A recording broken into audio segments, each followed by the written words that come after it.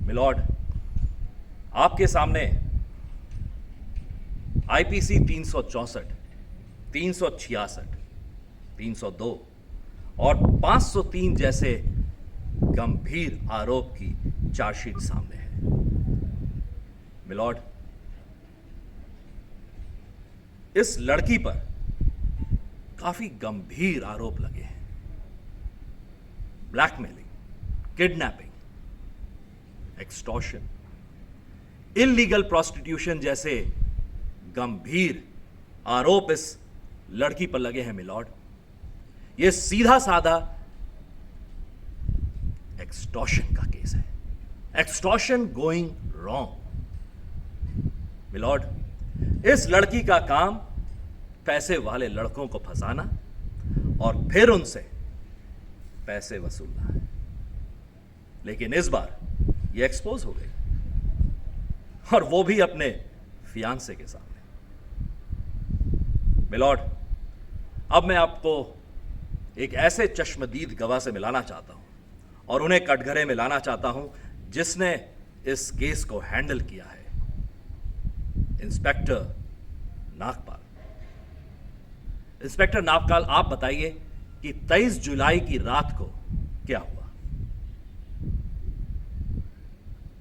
अब आपने सुना मिलॉर्ड कि 23 जुलाई की रात को यह लड़की अपने रेप केस को दर्ज करवाने के लिए इंस्पेक्टर नागपाल के पास आती है, मगर इनके साथ इनका कोई फैमिली मेंबर नहीं होता है।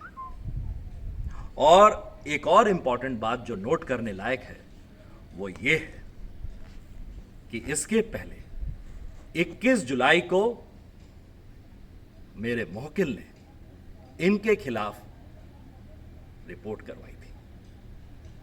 और अब मैं आपके सामने इस केस की सबसे इंपॉर्टेंट, सबसे महत्वपूर्ण कड़ी को सामने लाता हूं। क्या हुआ 17 जुलाई शनिवार की रात। I would want to ask the accused, वो 17 जुलाई की रात को क्या कर रही थी।